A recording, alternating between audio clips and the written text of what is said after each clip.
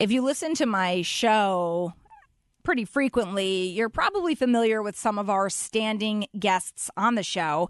And our marriage coach, Bob Donovan, who is a dear friend of mine, and he gives us great advice on a bi-weekly basis about ways to make our marriages happier, healthier, and gives us advice on, how to make sure that they last for a very long time in a successful way. He was actually the first person months ago who said you should really highlight this nonprofit organization doing extraordinary things in our community. It's called Ruth's House. And there was actually a ribbon cutting last week. And I'm very excited to now have Ruth's House here and talk about the mission, what it is doing, and share with you how you can get involved with the work that it is doing in our community. Joining us now is the executive director of Ruth's House, and that is Toni Pensiero. Toni, welcome to WICC. Good morning.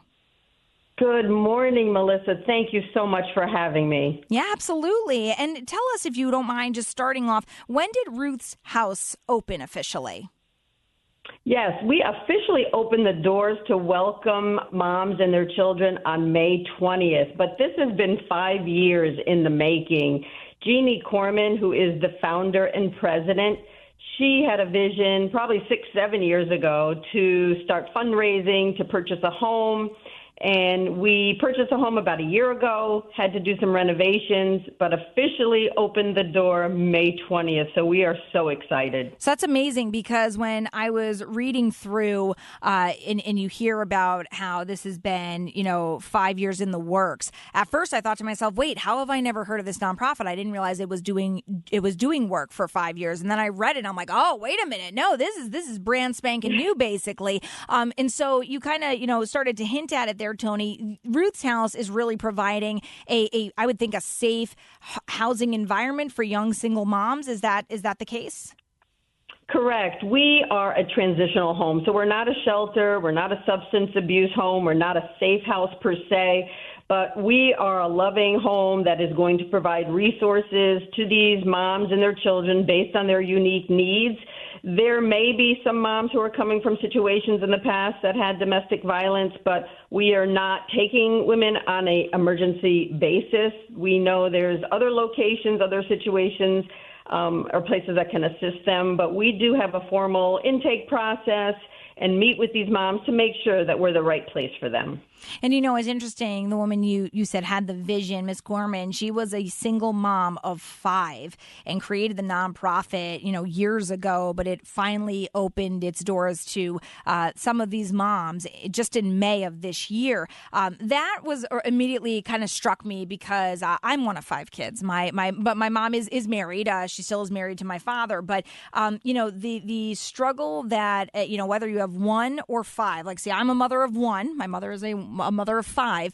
But I could say, as soon as you bring a child into the world, no matter how many of them you have, the one thing that I would think any parent feels is you never want to look your child in the face and say, I can't provide for you, or I can't give you a safe place to be. I can't guarantee where your next meal is going to come from. And, and Toni, can you speak to that a little bit? Especially, I would say, in recent years, we've really noticed that while Connecticut, I would say, on the surface, so many people, unless you're from here and you really check on the local news, the average person probably doesn't realize that Connecticut actually is dealing with a lot of hunger issues and housing issues. And so when you're a single parent and you're providing not just for your own well-being, but your children, that is such a struggle. And it is so hard for people in general to ask for help. But in these times, there are a lot of parents out there who need to figure out how to do it. And there's just not a lot of resources helping them.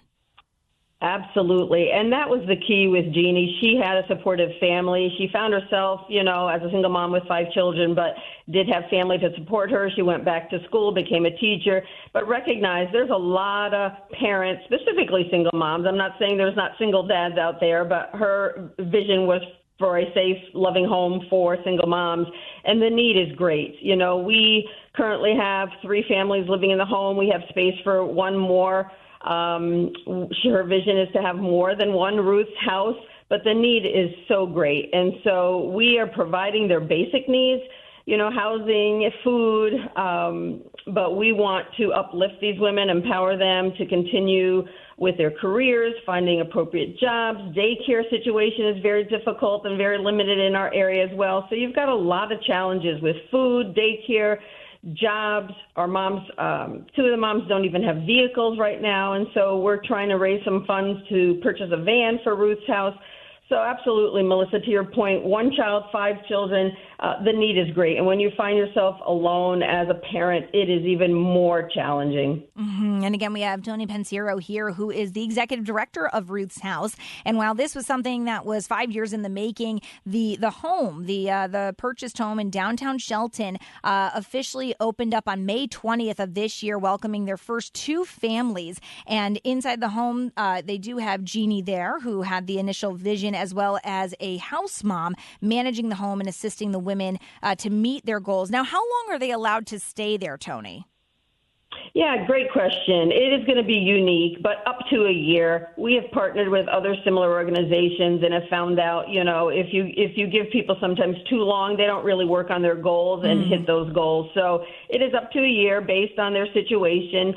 And there are weekly goals, monthly goals, really just moving them towards that ability to live independently. And I even have a vision myself that there might be 2 moms, 2 families in the home who, connect so well because of their situation, and they might even be able to go off and rent an apartment together to continue to support themselves. So that is, part of what we're trying to do is just get them to a point where they learn life skills if they need those, budgeting, meal prepping, parenting, and really just find the best job and daycare situation for their child. And now, Toni, how many families could you guys house at a time? Yes, up to 4. And wow. So right now we have space for one more family with 1 or 2 children, but we do have some overflow rooms if we do have a need of more space. But basically, with the house mom living there, we feel that the best situation with the space that we have is 4 families with 1 or 2 children each. And I know, you have a fundraiser actually coming up later this month on July 13th and July 18th. You guys have partnered up with the Giggling Pig in Shelton. And not only are you obviously looking to bring awareness, but as you mentioned, you guys are trying to buy a van. Why? Yeah, so a lot of what we want to do is, empower these women and involve them in the community. So it's helpful to have a van so we can transport them to church services, to other events, family events, and just keep it affordable. And so what we've seen, like I said, is, 2 of the 3 families don't have a car. And so that's a huge need.